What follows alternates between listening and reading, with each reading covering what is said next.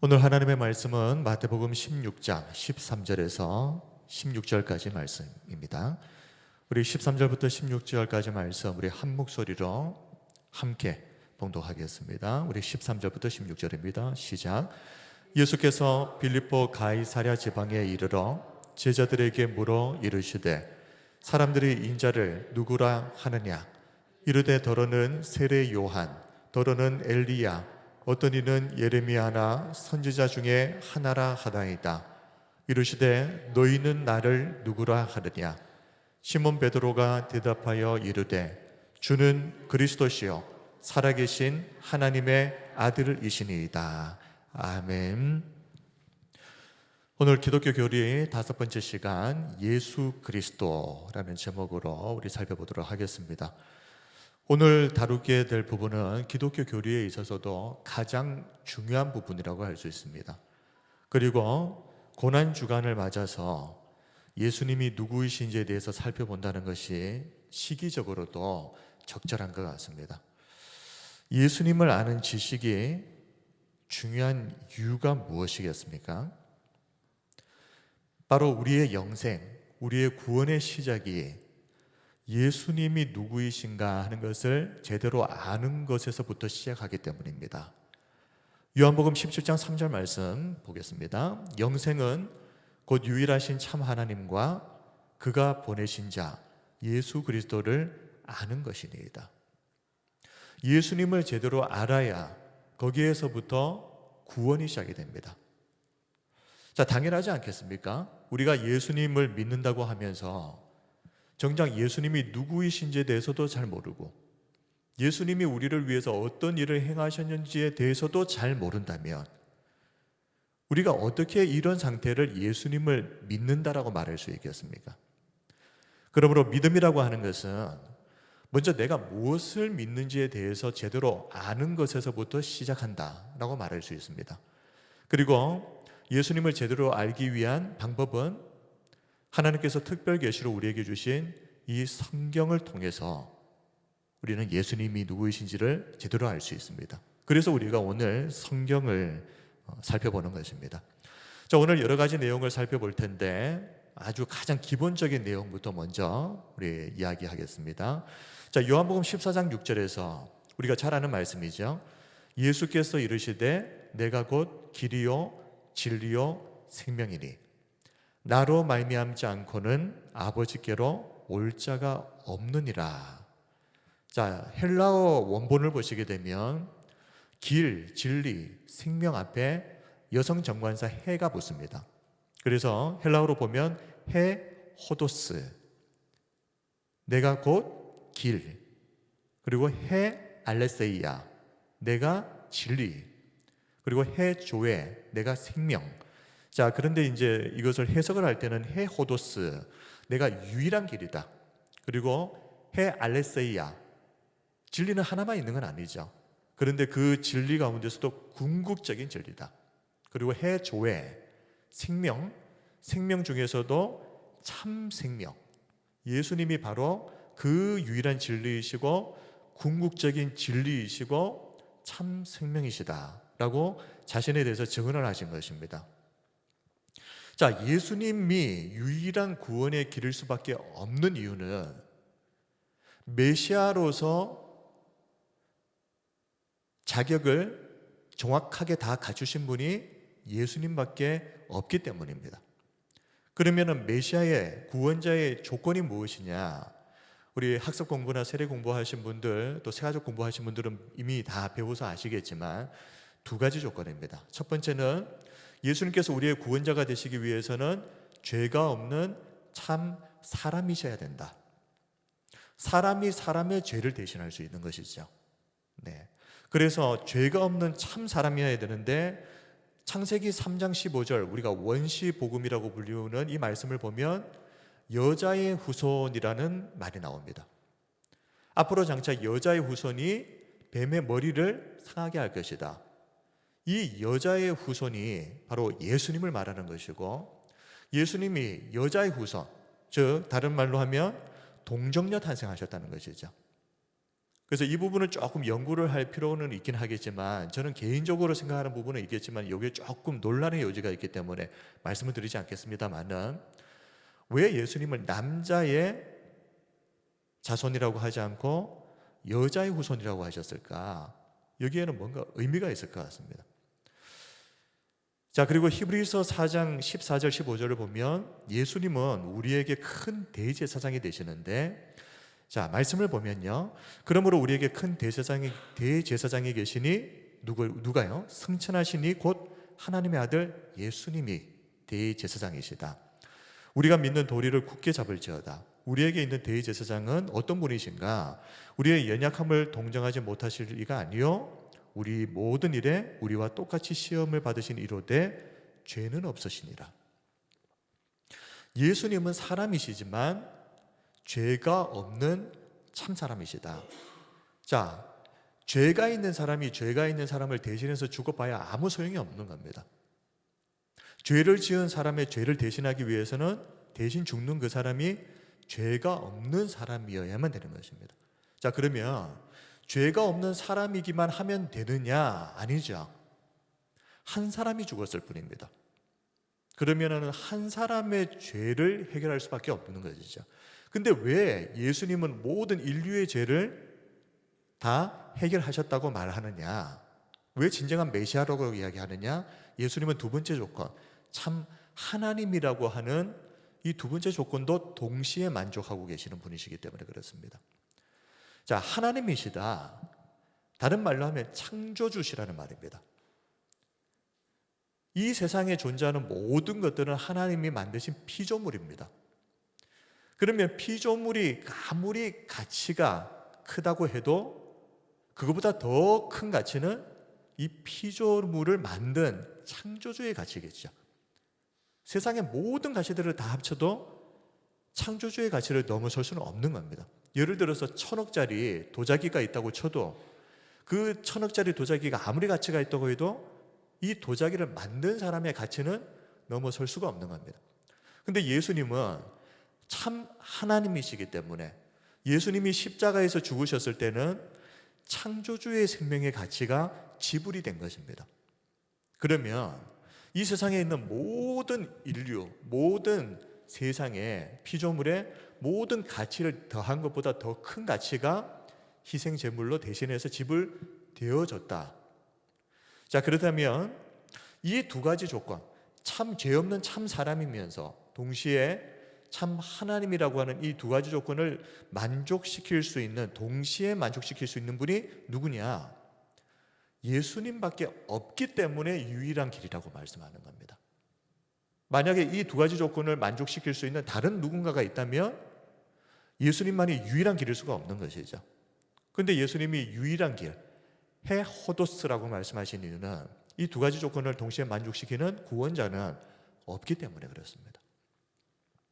자, 이처럼 예수님을 제대로 아는 것이 우리의 구원의 문제와 직결되어 있기 때문에 예수님을 아는 지식에서 우리는 계속해서 자라가야 됩니다. 지금 우리가 주일날 성경을 이렇게 설교를 통해서 듣고 성경 공부 조금 한 거 가지고 예수님을 다 안다라고 생각하시면 큰 착각입니다. 성경을 읽으면 읽을수록 우리가 더 많은 것들을 알게 되는데 한번 생각을 해보십시오.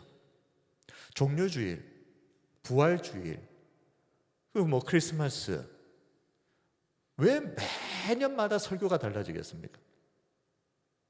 성경을 보면 또 보지 못했던 부분들이 또 나오기 때문에 그렇습니다.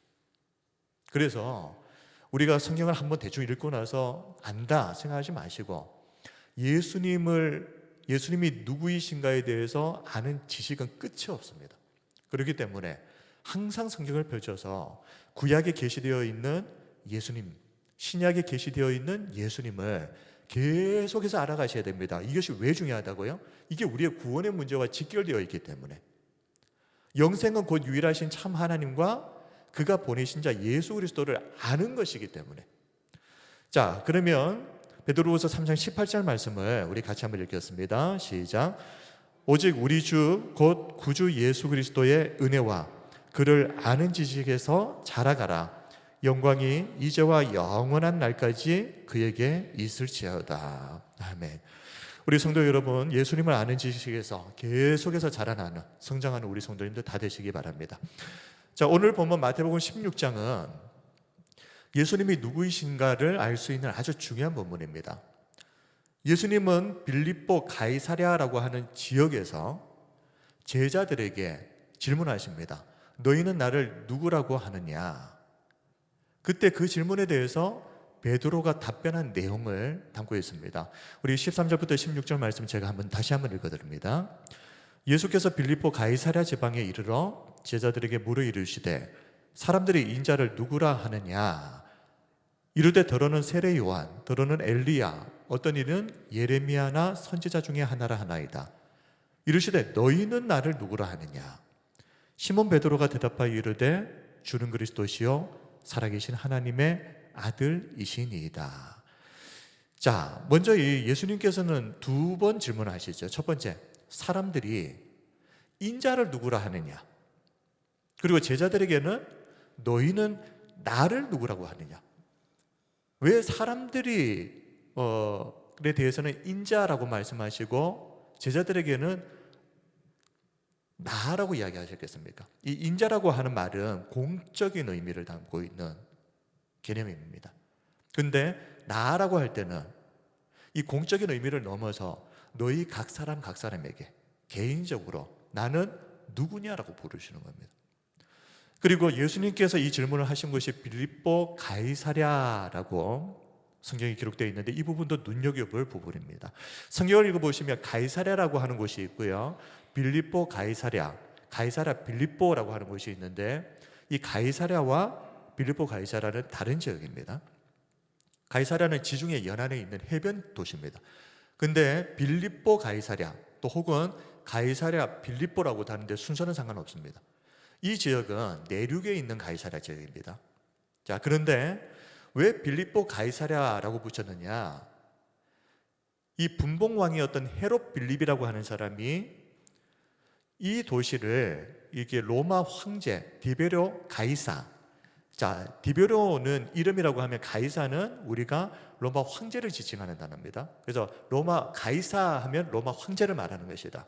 그래서 이 가이사, 황제에게 헌정하는 도시다. 이 황제를 기념하는 의미에서 가이사랴라고 하는 이름을 이렇게 붙인 겁니다. 빌립보는 뭐겠습니까? 벌써 눈치채셨겠지만 분봉왕 헤롯 빌립, 이 자기 이름을 거기에다가 같이 또 붙인 겁니다. 그래서 빌립보 가이사랴.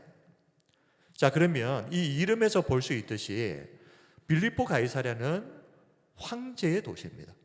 그리고 동시에 빌립이 통치하는 도시다, 이렇게 볼 수 있는데요, 이곳은 헬라 종교 중심지라고 볼 수 있습니다. 판의 신전이 여기 있고 또 황제를 섬기는 신전도 여기 있었습니다.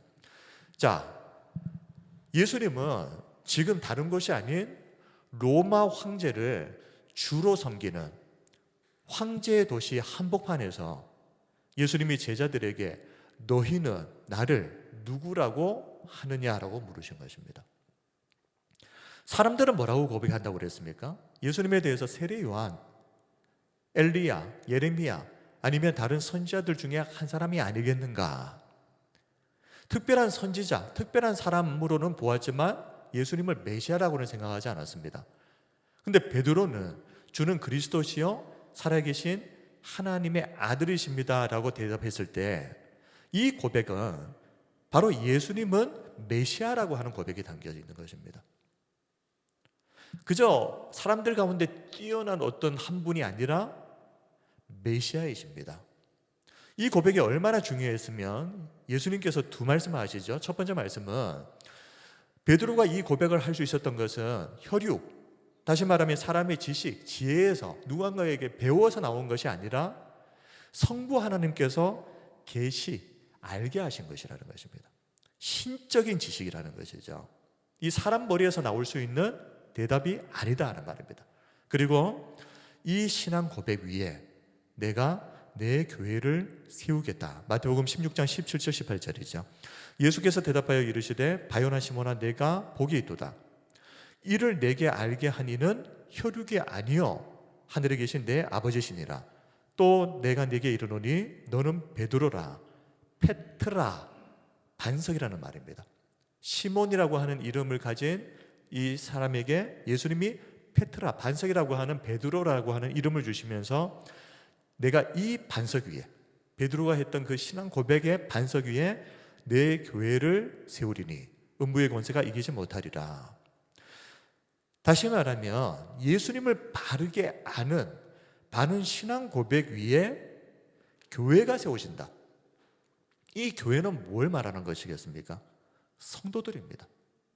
이 바른 신앙 고백을 하고 예수님을 주로 받아들인 이 성도들 한 사람 한 사람이 성전, 교회이고, 이 교회는 예수님을 바르게 아는 신앙 고백의 터 위에 세워지는 것이다.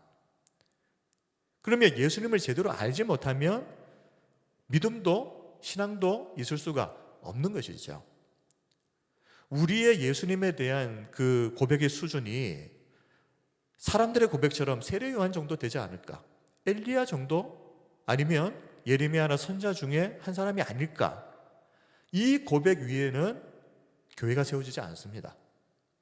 교회는 베드로가 고백했던 그리스도시요, 살아계신 하나님의 아들이라고 하는 예수님이 바로 그 메시아다 하는 그 믿음의 고백 위에 교회가 세워진다.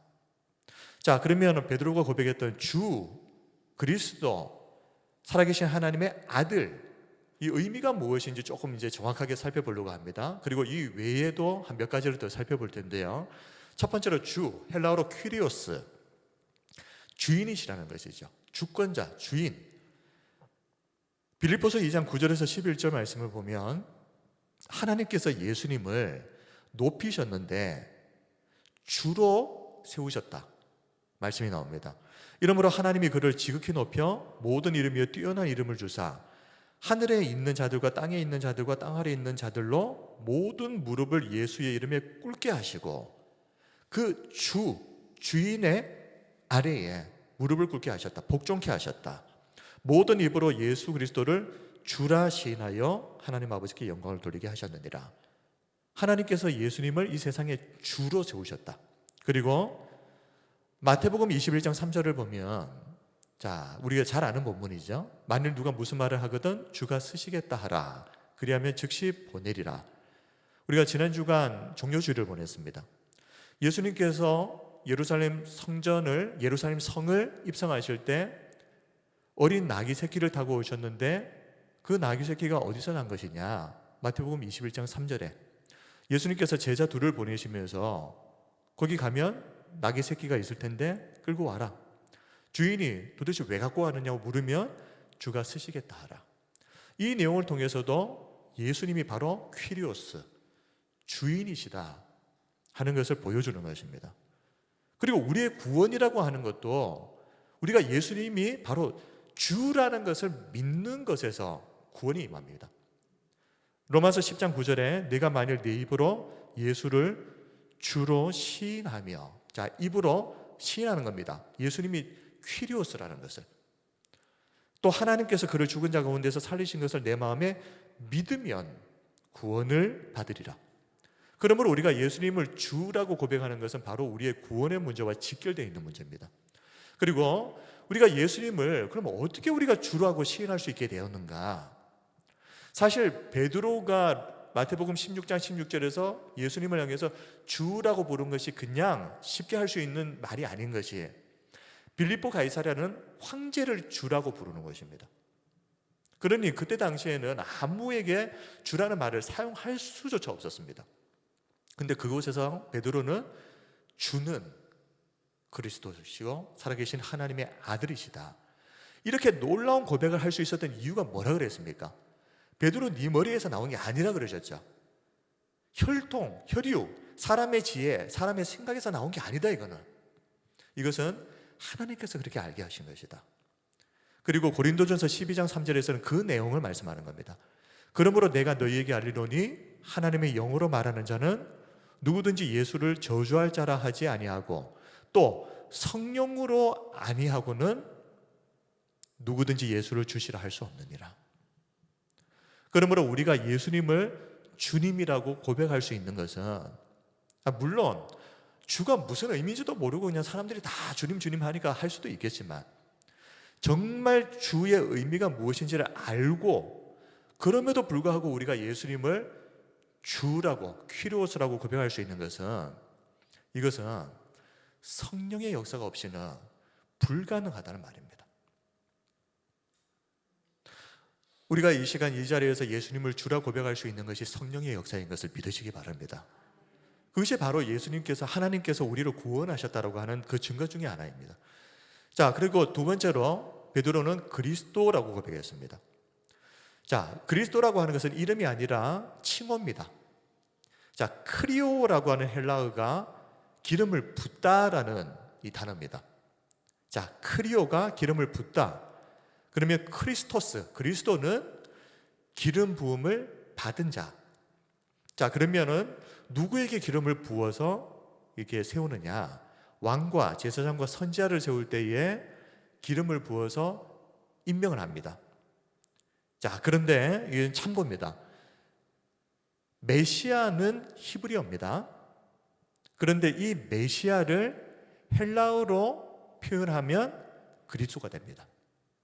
자, 그 내용이 요한복음 1장 41절에 그대로 나옵니다. 안드레가 그의 형제 시몬, 그러니까 베드로에게 찾아가서 한 말입니다. 내용을 보시면 그가 먼저 자기의 형제 시몬을 찾아 말하되 우리가 메시아를 만났다 하고, 제가 가로를 쳐놨는데 메시아는 히브리어입니다. 메시아는 번역하면 헬라어로 그리스도라. 네. 자, 그리고 사도행전 10장 38절을 보면 하나님이 나사렛 예수에게 성령과 능력을 기름 붓듯 하셨다 그랬습니다. 바로 이 기름을 부었다라고 하는 것이 예수님이 그리스도다라고 하는 것을 보여주는 것입니다. 그래서 기름 부음을 받은 그리스도이신 예수님께서 두루 다니시면서 선한 일을 행하시고 마귀에게 눌린 모든 사람을 고치셨으니 이는 하나님이 함께 하셨습니다. 자, 그러면은 그리스도는 이 기름 부음을 받은 자, 누구에게요? 왕, 제사장, 선지자. 자, 먼저 예수님은 왕이시라는 말입니다. 예수님이 그리스도라고 하는 말에는 예수님이 왕이시다. 자, 세상을 통치하시는 분이죠. 사무엘상 10장 1절을 보면 사무엘 선지자가 기름병을 가져다가 사울의 머리에 붓고 그렇게 나옵니다. 그리고 입맞추며 뭐라고 말합니까? 여호와께서 내게 기름을 부으사 그의 기업에 지도자로 삼지 아니하셨느냐, 왕으로 삼으셨다, 이 말입니다. 그러므로 구약시대 때 왕을 세울 때 선지자가 그의 머리에 기름을 부으면서 왕으로 세웁니다. 자, 예수님이 바로 그 왕이시다 하는 말입니다. 그리고 두 번째, 제사장. 자, 제사장이 하는 일은 인간을 대표해서 이제 이 제사장이 하나님께 나아가서 인간의 죄를 속죄하기 위한 희생 제물을 가지고 이제 희생 제사를 드리죠. 그리고 하나님의 백성들을 위해서 중보 기도를 합니다. 그리고 그들을 향한 하나님의 복이 무엇인지를 선포하는 사람, 이 사람이 제사장입니다. 출애굽기 29장 7절을 보면 관유를 가져다가 그의 머리에 부어 발랐다 하는 내용이 나옵니다. 자, 여기서 그라고 하는 것은 아론과 그의 아들들, 이제 제사장을 세울 때에 관유, 기름을 가지고 그의 머리에 부었다라는 말입니다. 자, 그런데 예수님께서 바로 그 제사장이시고, 그리고 제사장 중에서도 대제사장이시다 하는 것이 히브리서 4장 14절에서 15절 내용입니다. 그러므로 우리에게 큰 대제사장이 계시니 누구라고요? 승천하시니 곧 하나님의 아들 예수시라. 예수님이 대제사장이시다. 그리고 우리에게 있는 대제사장은 우리의 연약함을 동정하지 못하시리가 아니요 모든 이에 우리와 똑같이 시험을 받으시니로되 죄는 없으시니라. 네, 예수님이 대제사장이시라는 것이죠. 그리고 PPT로 나오지는 않지만 마가복음 10장 45절을 보면 인자가 온 것은 자기 목숨을 많은 사람의 대속물로 주려 함이라. 바로 이 대제사장적 사역을 말하는 것입니다. 그리고 요한복음 1장 29절에도 세례 요한이 예수님을 향해서 이렇게 말하죠. 보라, 세상 죄를 짓고 가는 하나님의 어린 양이로다. 그래서 지난 주간 종료주일의 의미에 대해서 말씀드리면서 바로 예수님께서 이 유월절 어린 양이 되셔서 제물이 되어 대신 죽으시기 위해서 지금 예루살렘에 입성하고 계신다. 그러므로 예수님이 어린 양이 되셨다, 유월절 어린 양이 되셨다는 것은 지금 대제사장이 해야 할 그 일을 하러 예루살렘에 입성하신 것을 말하는 겁니다. 자, 그리고 요한 1서 2장 2절에도 그는 우리 죄를 위한 화목제물이다. 자, 그런데요, 그 뒤에 말씀을 보면 우리만 위할 뿐 아니요 온 세상의 죄를 위하십니다. 그러므로 예수님이 우리 죄를 위한 화목제물로 죽으시기 위해서 예루살렘에 들어가시고 십자가에 달리셨을 때는 우리만 위할 뿐 아니라 온 세상의 죄를 위해서. 자, 그리고 베드로전서 1장 19절에 오직 흠없고 점없는 어린 양 같은 그리스도 이렇게 나옵니다.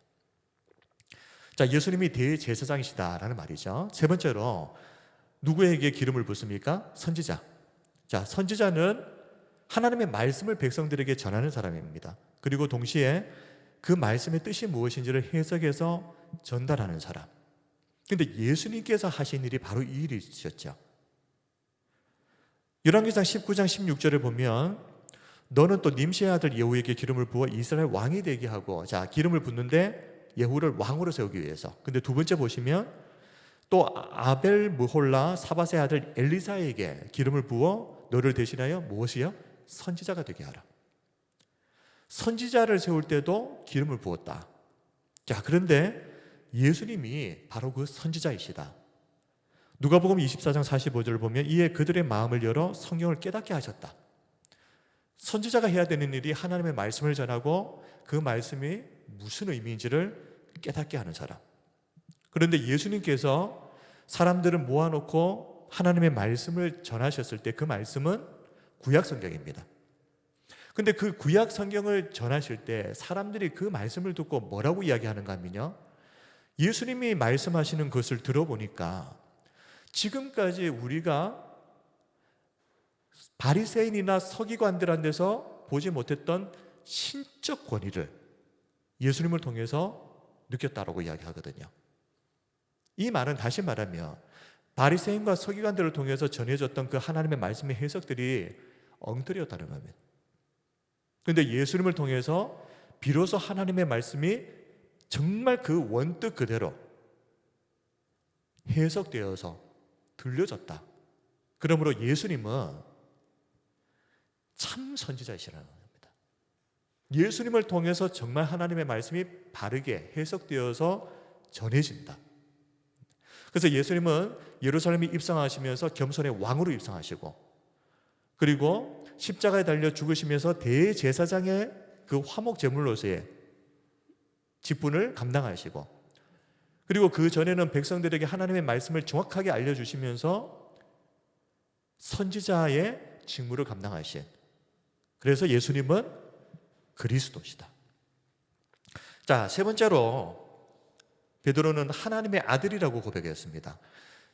예수님이 하나님의 아들이시다라고 하는 이 고백은 예수님의 신성을 강조하는 것입니다. 마태복음 3장 17절에 하늘로부터 소리가 있어 말씀하시되 이는 내 사랑하는 아들이요 내 기뻐하는 자라. 자, 하나님께서 하늘의 음성을 통해서 예수님이 바로 나의 아들이다라는 것을 말씀하셨죠.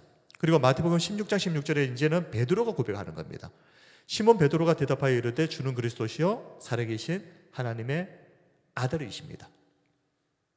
자, 그리고 예수님께서 십자가에서 죽으셨을 때 예수님이 운명하시자마자 지진이 일어나고 바위가 터지는 그런 일들이 일어나는데, 마태복음 27장 54절을 보면 그 장면을 보았던 백부장과 및 함께 예수를 지키는 자들이 지진과 그 일어난 일들을 보고 심히 두려워하 이르되 뭐라고 고백합니까? 이는 진실로 하나님의 아들이었도다.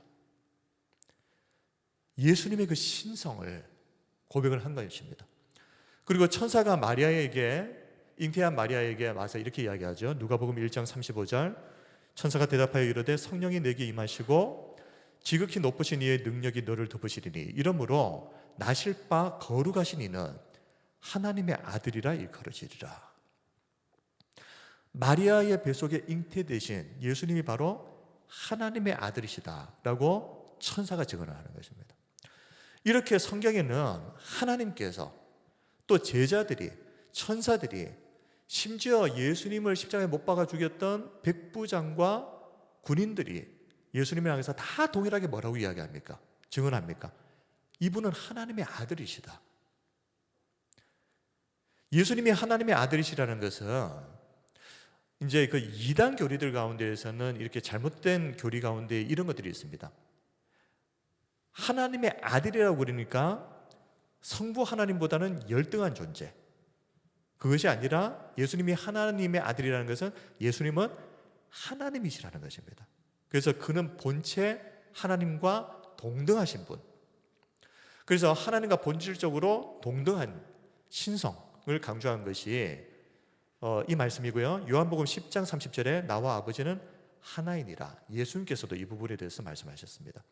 그러므로 성부, 성자, 성령 삼위 하나님은 높고 낮고의 이 위격의 차이가 있는 것이 아니라 동등하신 삼위일체 하나님이시다. 자, 그리고 네 번째로는 이제 예수라고 하는 이름에 대해서 좀 살펴보겠습니다. 마태복음 1장 21절에 아들을 낳으리니 이름을 예수라 하라. 이는 그가 자기 백성을 그들의 죄에서 구원할 자이심이라 하니라. 자, 예수라고 하는 이름의 뜻이 헬라어입니다.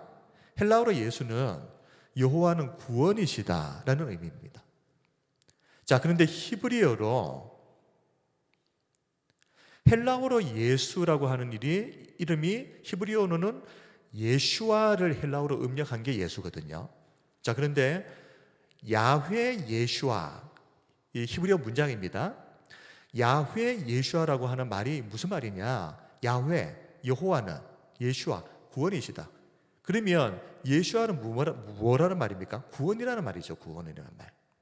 그래서 이 예슈아가 구원이라는 의미로 사용된 단어인데요. 그런데 예슈아는 그러면 어디서 나왔느냐? 구약 성경에 나오는 여호수아 아시죠? 여호수아의 축약형입니다. 그러니까 여호수아를 좀 줄여가지고 예슈아라고 합니다. 그리고 호세아도 같은 어원입니다. 자, 그런데 호세아라고 하는 이 이름은 그럼 또 어디서 나왔느냐?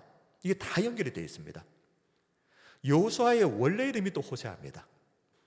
그래서 민수기 13장 16절을 보시면 이는 모세가 땅을 정탐하러 보낸 자들이 이름이라. 모세가 눈의 아들 호세아를 뭐라고 불렀다고요? 여호수아라고 불렀다. 자, 그러면 이제 표를 한번 보시면 호세아, 구원자, 그냥 아주 단순한 단어입니다.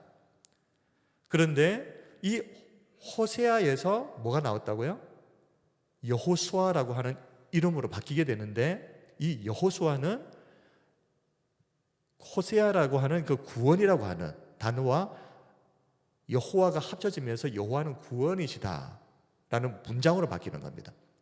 그리고 이어서 여호수아라고 하는 이 이름이 축약형으로 예슈아가 되고 이 히브리어 예슈아가 헬라어로 음력을 하면서 예수가 되는 것입니다. 그러니까 호세아부터 여호수아, 예슈아, 예수까지가 다 연결이 되어 있는 겁니다. 자, 요거는 그냥 참고로 아시면 될 것 같고요. 자, 예수님의 신성과 인성에 대해서 좀 살펴보도록 하겠습니다. 자, 이것이 중요한 이유는 예수님의 신성과 인성, 이 부분에 대한 해석에서 수많은 이단들이 나오기 때문에 그렇습니다. 도표를 하나 보실 텐데요. 글씨가 잘 보일지는 모르겠습니다만은 예수님을 그냥 인간으로만 보는 사람들이 있습니다. 그러니까 예수님에게는 신성이 있다라고 인정하지 않는 것입니다. 자, 그러면은 그냥 예수님은 인간일 뿐이다. 전적인 인간이다. 에비온주의 같은 경우는 세례를 받을 때에 예수님이 그냥 인간인데 한 영을 받았고 그때부터 메시아적 사명을 감당했다. 그냥 예수님은 그냥 사람일 뿐이다 이 말입니다.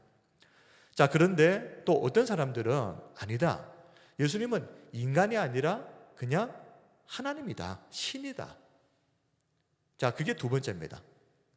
자, 그리스도가 죄악된 인간의 몸을 입을 수가 없다는 겁니다. 어떻게 신이 이 죄악된 인간의 몸을 입고 그 죄악된 몸과 신성이 같이 있을 수가 있느냐? 말이 안 된다. 그러므로 눈에 예수님의 모습이 보였다고 할지라도 그건 환상이다. 진짜가 아니다. 이걸 가연설이라고 하는데요. 영지주의의 입장이 비슷합니다. 영지주의는 이원론적으로 봅니다. 영적인 것은 신령한 것이고 육적인 것은 악한 것이다. 그러면 영지주의의 이원론적인 입장에서 보게 되면 악하고 선한 이 두 가지가 같이 있을 수가 없죠. 그러니까 한쪽만을 강조하다 보면 이런 일들이 나타나는 겁니다. 예수님을 그냥 인간으로만 보는 것, 예수님을 그냥 하나님으로만 보는 것, 이 둘 다 잘못된 것이란 말이죠. 자, 그런데 또 세 번째 보시면 아리우스주의는요, 자, 그리스도는 반은 하나님이고 반은 인간이기 때문에 결론적으로는 완전한 하나님보다는 열등하고 그냥 인간보다는 우월하고, 그래서 반신반인으로 보는 아리우스주의가 있습니다. 자, 그리고 양자론이라고 하는 것은 그냥 예수님은 인간일 뿐인데 하나님께 양자가 됐다는 겁니다. 그래서 하나님의 아들이 된 것이다. 근데 원래는 뭐라고요? 그냥 인간일 뿐이었다. 그러니까 하나님으로 승격 대신 인간이라고 이렇게 돼 있죠. 근데 여기까지가 다 잘못된 겁니다. 우리가 믿는 것은 예수님은 참 하나님이시면서 동시에 참 죄 없는 사람이시다. 바울이 그렇게 이야기했고, 그리스도는 참 하나님이시고 참 인간이시다. 자, 칼케톤 회의라고 하는 것이 있습니다. 주 451년에 그때 당시 예수님의 본질, 도대체 예수님이 누구신가에 대해서 자꾸만 이런저런 이단들의 가르침들이 막 횡행하다 보니까 이 좀 정리를 해야 될 필요가 있었던 겁니다. 그래서 칼케톤 공회가 소집됩니다. 자, 예수님은 완전한 하나님, 완전한 사람이라고 하는 이 진리를 재확인한 회의입니다. 거기에서 칼케톤 신조라고 하는 것이 발표가 되는데요. 지금 화면에 나오는 것이 칼케톤 신조의 내용입니다. 이 내용은 좀 중요하기 때문에 제가 하나하나 읽어드립니다. 우리 주님은, 자, 뒤에 붙어 있는 다음 모든 내용은 우리 주님이 어떤 분인가에 대한 내용들입니다. 예수님이 누구이신가? 참 하나님이시오. 이성적인 영혼과 육체를 지니신 또 참 사람이시다. 그는 신성에 있어서도 완전하시고 인성에 있어서도 똑같이 완전하시다. 그는 서로 혼합될 수 없고 변화시킬 수 없으며 나눌 수도 없고 분리시킬 수도 없는 두 본성을 가지고 계시다. 두 본성은 결합을 통해 결코 없어지는 것이 아니라 오히려 각각 그 본성을 보존하고 있으며, 두 본성은 한 인격, 한 존재 안에서 함께 존재하여 두 인격으로 분할되거나 나뉘지 않는다. 그분은 한 분이시며 동일하신 아들, 독생하신 하나님, 말씀, 주, 예수 그리스도시다. 자, 이것이 칼케톤 신조입니다. 이 신조에 따르면 이건 우리의 머리로는 이해할 수 없는, 다시 말하면 우리가 삼위일체 교리를 우리의 이성으로는 설명을 할 수가 없습니다. 예수님이 참 하나님이시면서 참 사람이다라고 하는 이것도 우리의 개념 가지고는 이성으로는 설명을 할 수가 없는 부분입니다. 그런데 왜 우리는 이것을 믿습니까? 성경에서 예수님이 그렇다라고 증언하고 있기 때문에. 그래서 우리가 칼케톤 회의에서 이렇게 발표했던 칼케톤 신조를, 이 내용을 잘 한번 읽어보시고 이것을 통해서 예수님이 누구이신가, 이 부분에 대해서 이단들의 어떤 잘못된 가르침에 이렇게 흔들리시면 안 되기 때문에 설명을 드린 겁니다. 그래서 좀 굳이 한번 설명을 드리자면, 예수 그리스도의 신성과 인성에 대해서 예수 그리스도는 참 하나님이시면서 참 사람이시다. 동시에 반은 하나님, 반은 사람이 아닙니다. 완전한 참 하나님이시면서 100%, 또 100% 완전한 죄 없는 참 인간이시다. 그리고 예수님에게는 완전한 신성이 있다. 그리고 예수님은 참 사람으로서도 완전한 인성도 가지고 계신다. 그런데 이 완전한 신성과 완전한 인성은 혼합되거나 또 변화되거나 막 서로 영향을 미쳐가지고 변질되거나 분열되거나 이러지 않고, 그러면서도 같이 동시에 존재한다. 결합되어 있지만 서로 구분되어 있다. 그리고 각각 그 속성을 그대로 보존한다. 완전한 신성과 완전한 인성은 예수님은 한 인격 한 존재 안에서 함께 존재한다. 이것이 신비라는 말입니다. 그러니 이것을 인간의 말로 굳이 풀어서는 이렇게 말할 수 있지만 그것을 모두 모아가지고 한마디로 이렇다라고 설명하는 것은 어렵다. 삼위일체가 그런 것처럼, 예정론이 그런 것처럼. 네. 자, 우리의 믿음의 선조들은 예수님에 대한 이 믿음을 위해서 자신의 생명을 걸었던 사람들입니다. 그때 당시 예수님을 모른다라고 부인하기만 하면 살 수 있었습니다.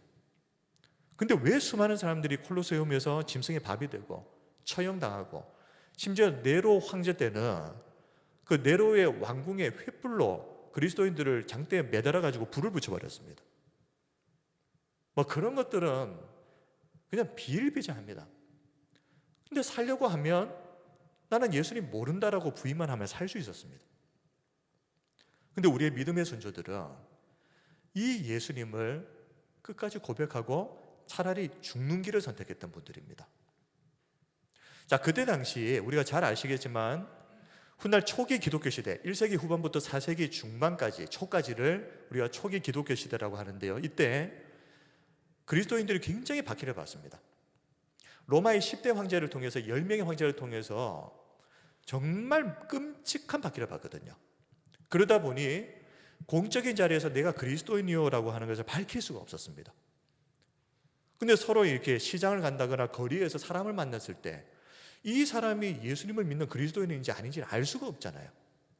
그래서 그것을 확인하는 방법으로 물고기 그림을 사용합니다. 그래서 그것을 우리가 물고기, 헬라어로 물고기를 익투스라고 하거든요. 자, 익투스라고 하는 것이 예수 크리스토스 데우스 휘오스 소테르. 자, 예수 그리스도, 데우스는 하나님이니까 하나님의, 데우 휘오스니까 하나님의, 휘오스 아들, 그리고 소테르 구원자. 그러니까 앞에 있는 그 단어들을 이렇게 뚝 떼면 익투스라고 하는 단어가 되고 그게 물고기라고 하는 단어가 되는 겁니다. 그래서 물고기라고 하는 단어 5글자를 다 펼쳐 놓으면은 예수 그리스도 하나님의 아들 구원자. 그래서 예수 그리스토스 데우 휘오스 소테르. 자, 그러면 어떻게 사용했는가 하면요, 이제 길거리를 지나가다가 저 사람 아무래도 예수님 믿는 사람일 것 같은 거예요. 근데 확실하지는 않으니까. 그래서 요 위에 있는 그림, 이렇게 하나 곡선을 딱 하나 그립니다. 그러면은 이 사람이 예수님 믿는 사람이라면 딱 그걸 보고 요 밑에다가 곡선 하나 딱 그려줍니다. 그러면은 물고기 모양이 딱 나오죠. 요걸 보면서 서로가 예수님 믿는 그리스도인이구나라는 것을 확인한 겁니다. 카타콤에, 그 로마의 도미틸라 카타콤이나 프리스킬라 카타콤에 가보시면, 그 외에도 많은 기독교 유적지에 가보면 이 익투스, 이 상징이 발견이 됩니다. 그래서 이렇게 그 소아시아나 그런 데 보시면요, 성지순례를 가보시게 되면 그냥 가는 곳마다 이 물고기 모양이 많이 그려져 있습니다. 이 물고기를 왜 하필이면 왜 물고기를 그렸겠습니까?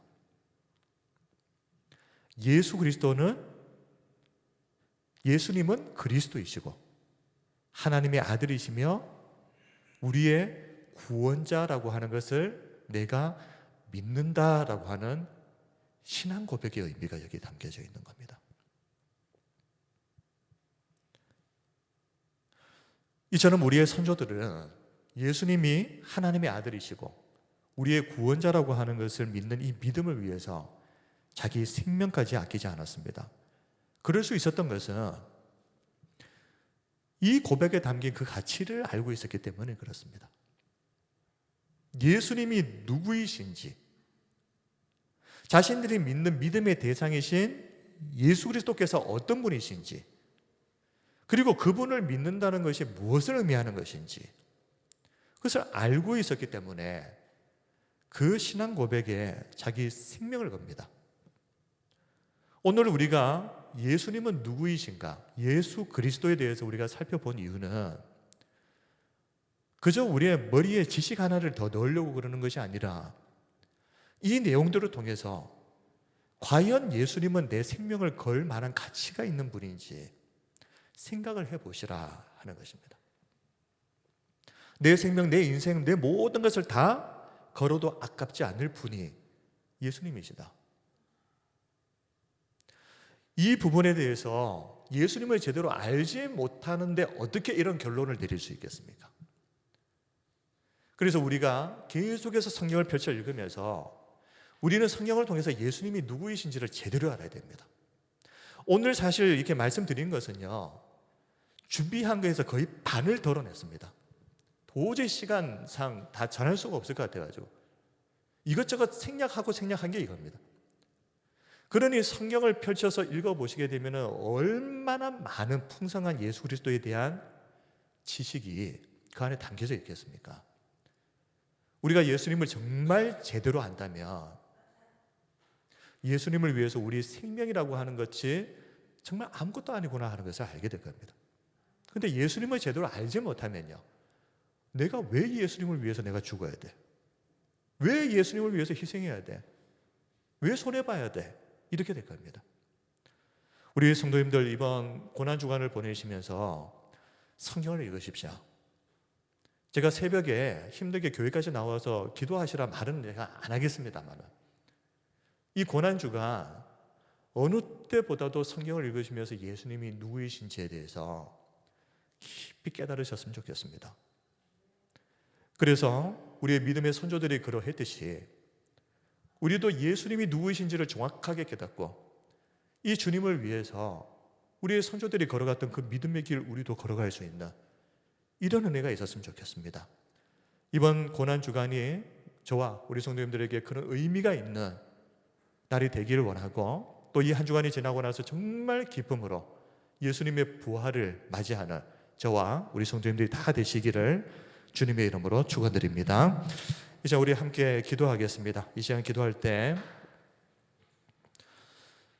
우리의 마음 가운데 예수님을 정말 제대로 알고 싶은 열망이 더 커졌으면 좋겠습니다. 내가 누군가를 사랑하게 되면 그 사람에 대해서 알고 싶은 것이 정상입니다. 우리가 정말 예수님을 사랑하게 되면 성경을 펼쳐 읽으면서 예수님이 어떤 분이신지 더 알고 싶어 하는 것이 정상 아니겠습니까? 그러므로 오늘 이 시간 우리의 마음 가운데 예수님을 더 알고자 하는 열망이 우리 가운데에 생기길, 그리고 이번 고난주간을 보내면서 예수님 더 깊이 사랑하고 더 예수님 앞에 아름답게 서는 은혜의 시간들이 될 수 있도록, 그리고 기쁨으로 부활의 그 의미와 가치를 알고 이 부활주의를 맞이할 수 있는 저희들이 될 수 있도록, 그리고 우리 교회가 이 땅에 그저 숫자 하나 의미 없이 다하는 교회가 아니라 우리 주님께서 그렇게 찾으셨던 바로 그 교회, 우리 하나님의 마음을 시원케 하고 마음을 기쁘시게 할 수 있는 바로 그 교회, 우리 한 사람 한 사람이 그 성전이 되어서 하나님 앞에 설 수 있도록, 그리고 이 세상을 살아가면서 고난 어려움들이 그저 의미 없이 지나가 버린다면 그냥 고상입니다. 그러나 하나님께서 허락하신 그 모든 일들에는 분명히 선하신 뜻과 계획이 있는 것을 믿고 고난을 통해서 더 예수님을 깊이 알아갈 수 있는 은혜의 시간들이 될 수 있도록, 또 우리 인생의 문제들, 또 우리 주변에 있는 여러 가지 기도의 제목들 하나님 앞에 다 내어놓고 오늘 우리가 기도할 때 하늘의 문이 활짝 열릴 줄 믿습니다. 우리 통성으로 기도하겠습니다. 거룩하신 우리 아버지 하나님, 오늘도 저희들의 발걸음을 이곳으로 인도해 주시고 하나님 앞에 기도하며